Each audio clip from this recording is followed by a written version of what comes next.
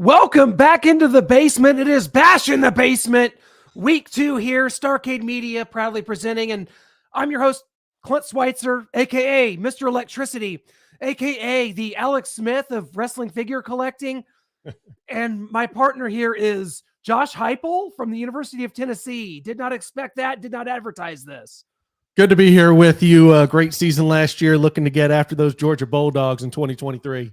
Well, you're, I don't know. I don't know if you're preemptively trying to suck up to our guests coming up. Tim Love is a big Tennessee Volunteer fan, which I don't know if I can buy it. The guy's from Texas, Fort Worth, Texas guy, and he's like Tennessee. So we're going to have to ask him about those battle lines where he draws a line in the sand with Texas going over to the SEC next year. Yeah, guys, big show here as we're going to be joined. This is for all the picky eaters out there and for all you foodies. We're all uniting as one here on this show because celebrity chef Tim Love is going to be joining us here in just a few moments to talk about an interview that we did back at Radio Row in Los Angeles last year at the Super Bowl.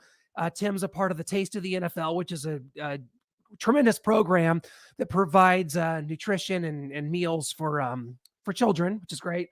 And we had him on to talk about food and like he's this famous chef and he's got restaurants all around the Dallas, Fort Worth area.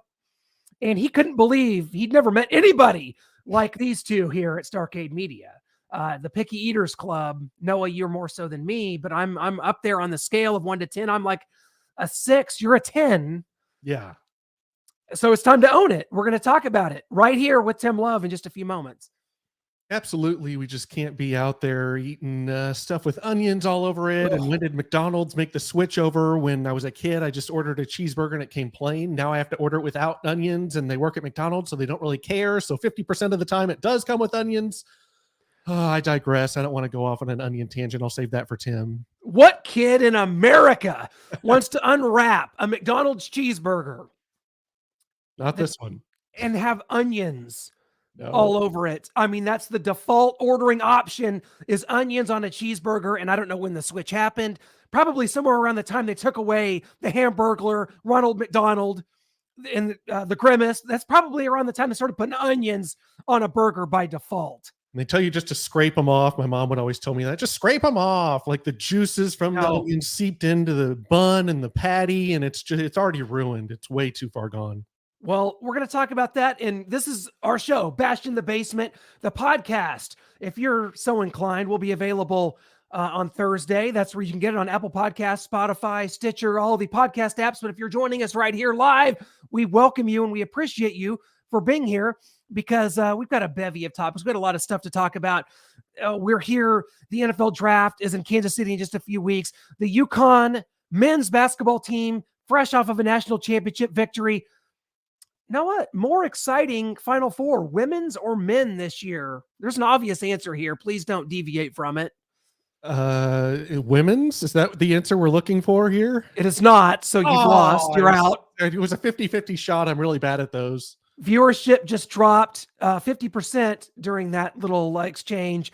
Obviously, people watch the UConn men dominate their way, double-digit victories all through the NCAA tournament, culminating in a kind of well, let's call it a snore fest against San Diego State. I know the Aztecs cut it to 6 in the second half, late in the second half, but UConn pulls away. We're here to anoint them as college basketball royalty right here. 5 championships in 25 years, royalty, blue blood, all of it for UConn, even though they take random years off. You're shaking your head no, and I'm horrified. Blood when you take a bunch of years off and you're bad, and then you just come back for a championship run. We'll see if they can sustain this or they go into hiding again for another decade. We'll see what UConn has in store. Obviously, on the women's side, since that seems to be something you want to talk about, Gino Auriemma and the women's Huskies, they're a blue blood over there, and they're a dominant program. The men's side, not so much.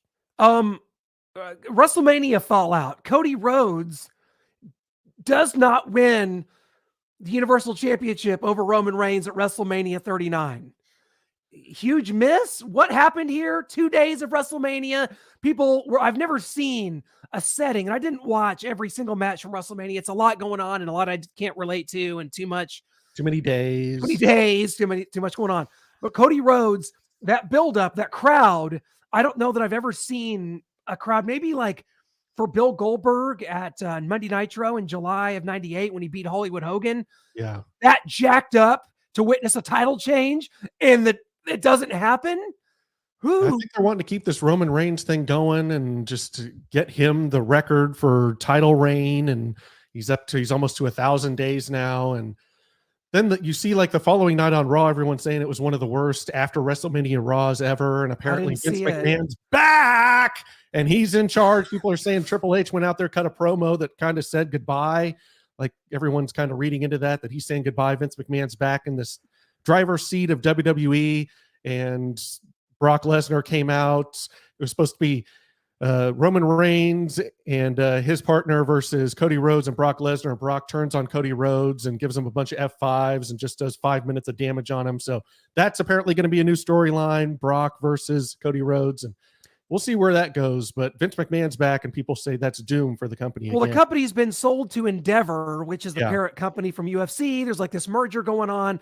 What will Vince's role be from here? I heard one Endeavor representative say, well, we wouldn't have done this if it wasn't to bring Vince McMahon into the fold as the main guy, and obviously Triple H. I kind of like the idea of a Brock Lesnar heel turn, and like Cody Rhodes now, the chase now, he's got to like, oh, now I got to get through like Brock Lesnar to get back into the fold of the championship hunt. Speculating maybe this is how they split up the belts off Roman Reigns eventually. Brock gets one, Cody gets one, and I don't know. I don't like split up belts. I don't like a lot that goes on in WWE. It is a really hot right now, the product. It's not something that I invest a ton of time in, but when WrestleMania season rolls around, dating me back to my days of renting WrestleMania 5 from Aardvark Video in Clinton, Missouri, is one of my first memories of life. To now, it just doesn't quite add up. You see my Mega Powers shirt on here. That's when the Mega Powers exploded at WrestleMania 5 in Atlantic City at Trump Plaza.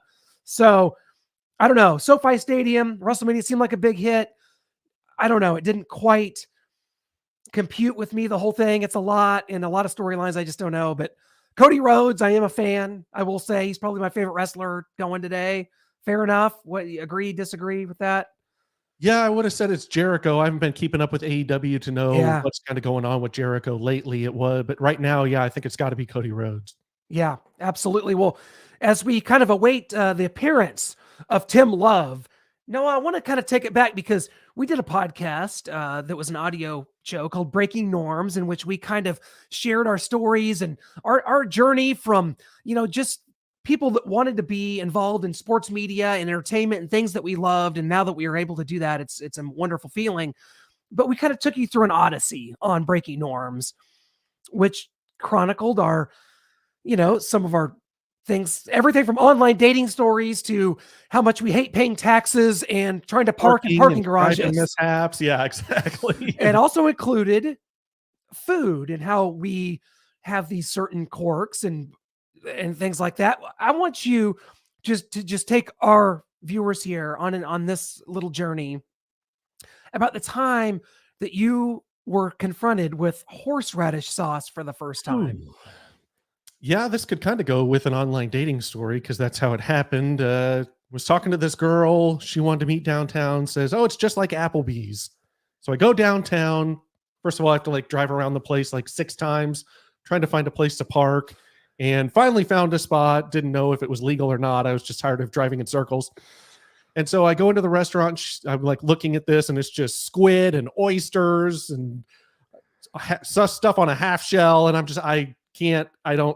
I guess nothing. I'm just, water's good. We're just going to sit here. She's like, oh, get cheese curds and horseradish sauce. I was like, cheese. I do like cheese. I'm not sure about the curd part. Cheese curds. I'm not sure about the sauce. And I got the cheese curds. I was just eating those. It was fine. Then she's like, try the horseradish sauce. Dip it in there. I do it. And it is the worst tasting thing I've ever put in my mouth. And a reason that just solidifies me being a picky eater and just sticking to what I know that's good and not venturing out, because if I ever put anything in my mouth that tastes that bad again, then I have gone astray. I have ventured off a path that I do not want to be on. I feel for you. I don't know that I've ever had horseradish sauce. I can't imagine. I was like, am I going to throw up right here in this restaurant in the middle of this date? And There And wasn't like that is a thing where like women have become such foodies for some reason. Like the term hangry was developed because of women and the way they get when they're not eating. I could go all day and not really eat. I didn't grow up with food much. Like I just going to McDonald's was like a big deal growing up in a small town in Clinton, Missouri. I don't know. Just I didn't we were fed chicken nuggets and macaroni and cheese. I'm sorry. That's how it was. I wasn't really a big food person. But No, my women family would make different are. things and fruit salad and coleslaw, and I'd just sit there at the dinner table looking at it like, I don't, and like my mom would be like, "Are you not going to eat? Okay, I'll make you whatever you want, grilled cheese." Okay, and then she'd get up and make me my own special dinner because I wasn't going to eat stuff that my family was eating. So I was like, "I'm not eating that. So you're going to have to make me something special if I'm going to eat." With that said, I got to pay tribute right now to one of my favorite spring movies. You know, I'm a seasonal movie watcher, Noah. Summer movies in the summer. We're in the springtime, and that means storms, tornadoes, and it also encompasses my favorite ever food scene from a movie. If ever there were a scene that actually makes me hungry, it's this. It is the infamous Aunt Meg's dinner scene from Twister. And I mean, this is just when you see this right here, and you got like the steak and eggs, you got the mashed potatoes, you got Aunt Meg's famous gravy, which I believe Dusty says is its own food group. This scene right here encapsulates it, and I love Twister. I'm an unabashed fan of the film. I love it. It's like I love storms and like tornadoes and that kind of weather in the spring. There you see it, the steak and eggs. I love it. I love it all. When you said spring and movie and storms, I was going to say Twister just off the top of my head. It's kind of the only one I could think of. I was thinking, what else could it be? And so it had to be Twister. And what a scene that just, God, when you see that the steak sizzling, the eggs, the mashed potatoes, and like everybody gathered around. Oh, that's one that hits home. That's one that really makes me wish I was more of a foodie. I am trying to expand out there in this world. I've tried. I am like like shrimp. There's a place called The Wharf. We've eaten there in St. Pete Beach, Florida. It's my favorite restaurant. And the grilled shrimp there is fantastic. And like food is something that I feel like people try to push on others. Yeah, it's like, why I can't would just never do that. mac and cheese or whatever, make fun of me for it, whatever. But like, But this is no, a you're not women getting thing. that. You got to get the shrimp or you got to get the oysters. They're great here. Like, if you like it, you can get as many as you want and eat them and enjoy. And I will get what I want if I can find anything and eat that and enjoy. Like we were in LA and we ate at, I'm forgetting what it was called, something Cutter. And it was, I think it was in our hotel. And I just got like chicken tenders because it was off the kids menu. It's the only thing I could find. That was in Phoenix, and it Phoenix, was. that's right, yes. Yeah, it was. And guys, why hold off? We have a huge announcement coming up here that's something we're going to be involved in next week. So I want to go ahead and bring this up because next week, Bash in the Basement is going from in the basement to the beach. So Bash in the Basement becomes Bash at the Beach. And that will be next week. We are hoping to go live on Saturday, April 15th from Miami Beach, Florida, from the Fontainebleau Resort, as we will be on hand for the Catch Saltwater Fishing Championship, featuring NFL players such as Tyreek Hill, Chris Jones, Justin Herbert, Dalvin Cook, A.J. Brown, also Matthew Judon, Patrick Surtain II. Could not fit them on the graphic. That is going to be next week. It will be a very special Bash at the Beach, not Bash in the Basement, because we're going live from the beach at Fontainebleau. And what an event this is going to be. It's going to be broadcast on CBS on April 15th as the two captains, Justin Herbert and Chris Jones, will be captaining their teams. I believe they're going to be drafting players from the rest of the roster to join them, along with a few like actual fishing captains or whatever that will be taking them out on anglers. Thank you. That will be taking them out onto the high seas off the coast of Miami Beach. And they will be doing like the catch and weigh system. And who's going to win this thing? Bash at the Beach next Saturday. We leave next Wednesday to take part in this thing, which means we actually Vince look pretty McMahon cool online there. too for using that logo. Vince McMahon online too. Um, yeah, that is from the old actually Beach Blast. So it's a hodgepodge. So we're good there. And calling attention to any of these things is ill advised. It happened on the Pat McAfee show, and all of a sudden they couldn't use NFL footage anymore. So see ya. No NFL footage. You're starting to use our logo and things, and people sending in pictures with our logo, and you're showing it on air. Can't have that. It's very weird. The NFL is very weird about all of it as they try to go global and take the Kansas City Chiefs to Germany this upcoming season, where they will take on the Chicago Bears. Your thoughts? Will you be in Germany, Clint? I will not. I'm not. I'm a big fan of traveling domestically. I'm not ready for European travel yet. I'm not ready for like weird airports and like other Backpacking languages. through Europe. I'm not ready for it, and I'm not ready to go see the Chiefs. I really, you know how much I despise the NFL playing these games overseas. It's just I understand what's Talking going about on. starting leagues over there and how that would work. A 4-team division over in Europe, a European division. Oh, you mean like NFL Europe? Weird. Yep, the Rhine Fire, the Barcelona Dragons, like travel over here for like a month at a time and face some American teams and then go back and do their own interdivision games. And I don't know exactly how that would work, and I don't want it to. So there's that. Yeah, I'm not up for it. I'm not up for this European travel. I'm not going to be there. I'm just going to be real honest. Unless the NFL wants to credential us for the event, then we will think about it. How would Perhaps. that work with free agents? Like, I don't want to live in Europe. Like, I'm not going there. Of course. And so their teams, I feel like, would be lesser than, because they got to pick from the free agent litter that actually wants to go and live in Europe. Like, I'm sure there's some guys, but just a Patrick Mahomes is on the market. Like, sorry, you guys are offering me the most money, but who's going to win this? Who do we like here at the catch next week? I mean, Chris Jones, from what I hear, is an avid outdoorsman and fisherman. So leg up possibly to Stone Cold Chris Jones. And will he be paired with Tyreek Hill? Will they be on opposite sides? As Tyreek Hill has claimed that he's going to be the Chiefs' worst enemy next season when the Dolphins come a calling to Arrowhead Stadium in 2023. That Noah, I think there is someone in this room that would enjoy that a little too much, and that person is you. yes, I will enjoy it. The Chiefs are going to win, but I think Tyreek Hill will be our worst enemy on that day.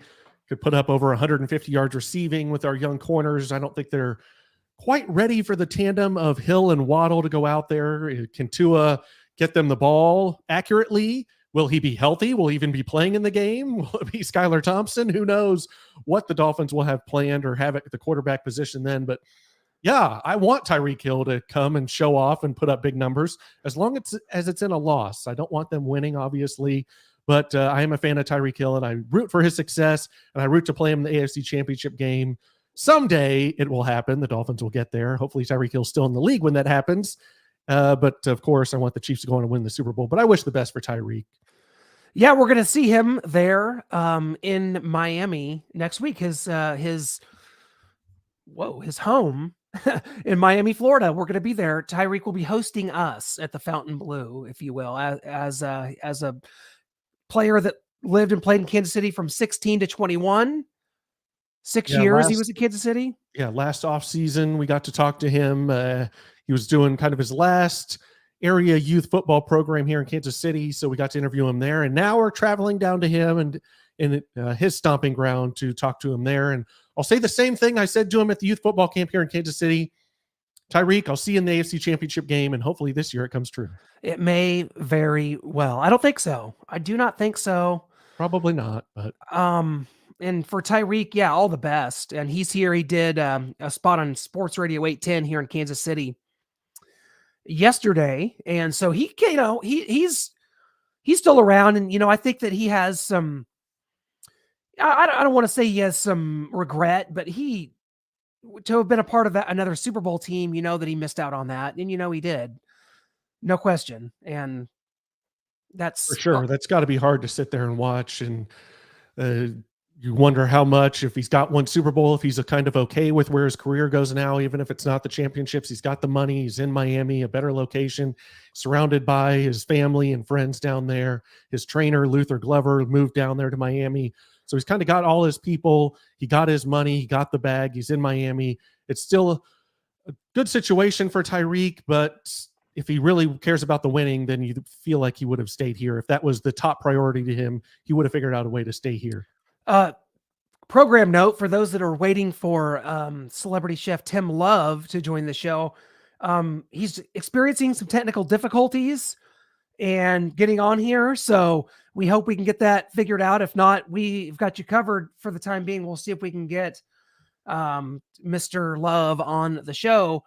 I guess what we can do, because I was going to save this for Tim, but we have a clip from our interview that we had with Tim Love back in February of 2022, which is it becomes a little, I don't know, cantankerous, if you will, because Noah, it is a bit, because Noah talks about how Applebee's has the best mozzarella sticks he's ever had, and Tim kind of loses his mind here. So let's just check out that clip, and we'll come back and we'll see if we can't connect with Tim. If not, we'll definitely make it happen here on another occasion. No problem. Let me puree some frog legs and call it a chicken nugget, and you'll be just fine. Yeah, trick me into some weird concoction of a mozzarella stick. That's right. That might be it. Applebee's has the best mozzarella stick, by the way, that I've had. Oh my gosh, I can't. How much longer is this interview? Well, we're desperately out of time. Gringo Dip at 54th Street Bar and Grill. If you've ever been there, it's great stuff. I've never in my life ever done any interview where I've had somebody who's interviewing me say anything at Applebee's is the best. It doesn't matter what it is. Not an ice cube. I will say everything else on their menu. Or a mozzarella stick. The mozzarella stick, though, you just have to have it. It's delicacy.